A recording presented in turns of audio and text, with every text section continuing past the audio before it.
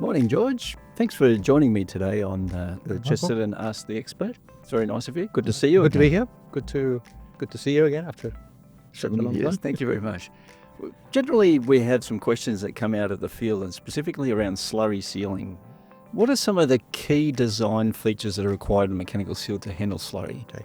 There's a few of them, Michael, but one of the important ones is robustness. When you think about slurry pumps, you think of large cross sections. Well, much the same with mechanical seal. So you need to have robust designs that can cope with abrasion. And for example, like this slurry seal right here, you can see the difference between a slurry seal and a process seal. Yep. There's a big difference in the amount of metal that's actually used, Yeah. and the ability for the seal to be, for erosion protection to be incorporated into it. Okay, yeah. So obviously large cross sections, but also stronger metals as well. And That's right. And how do they handle abrasives? Is there anything that can be done? They use special materials, or? Yes, you can use hardened metals, but some of the easiest things to do is to use polyurethanes. Put a coating of polyurethane or a capping of urethane, which is more resilient. Mm-hmm. And that resilience allows the particles from the slurry to actually bounce off rather than gouge and impinge, metal on their way. That's clever. Other things, you could use a epoxy ceramic coating, Yes. abrasion resistant, Yes. with heavy loadings of ceramics. They work very well. There is a lot more to it to be able to put those on. There's a bit of a skill and the preparation work that goes along with the glands and the sleeves. But that's another way that you can protect the metallic components from abrasion. From the abrasion, right? That's very good. What about the seal faces themselves, though? We have a special design around that? Yeah, so there's a couple of things there. You need, firstly, the faces have to be larger cross sections again, because again, you're talking about slurries. You don't want to talk, move and assemble and play around with little fiddly components. Yes. So then you've got larger cross section seal faces. There's silicon carbide, Right. harder Some materials. hard materials. So you yeah. wouldn't use a carbon or a ceramic in a slurry. Mhm. So you go straight away to the hardest materials available for seal faces. There are harder materials for specialty applications like diamond coatings, but that's typically not common. Yep. The other thing with the seal faces is you've got a line-on-line design, Right. and that allows for the wear to actually take place more evenly Okay. and for the seals to actually last longer.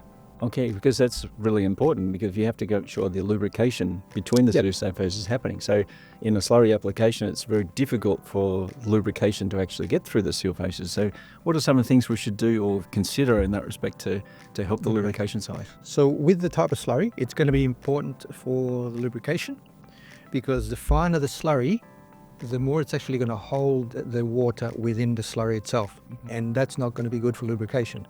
For lubrication, you need free water. Yeah. So for example, pulp and paper. There's a slurry of pulp and water, paper stock. That tends to hold the water quite a lot. So there's very little lubricant left for the seal faces. The coarser solids, like sands, Mm-hmm.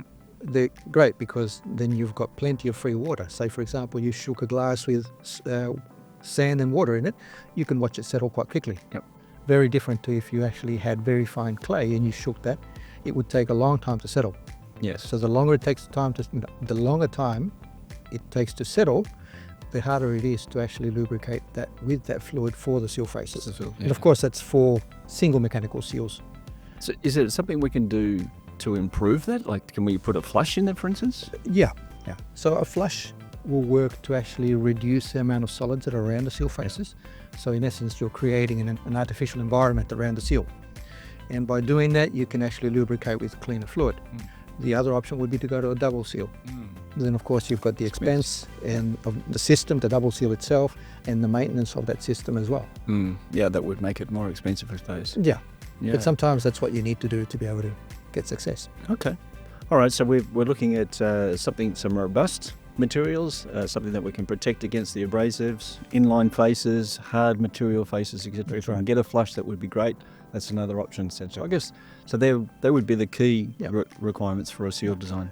Anyone looking at mechanical seal should talk to the experts, ask the questions about The applications. The application itself, the pressures, temperatures, all that kind of stuff that's important for seal selection. Thanks, George. We'll see you in the next Ask the Expert. Cheers, Michael.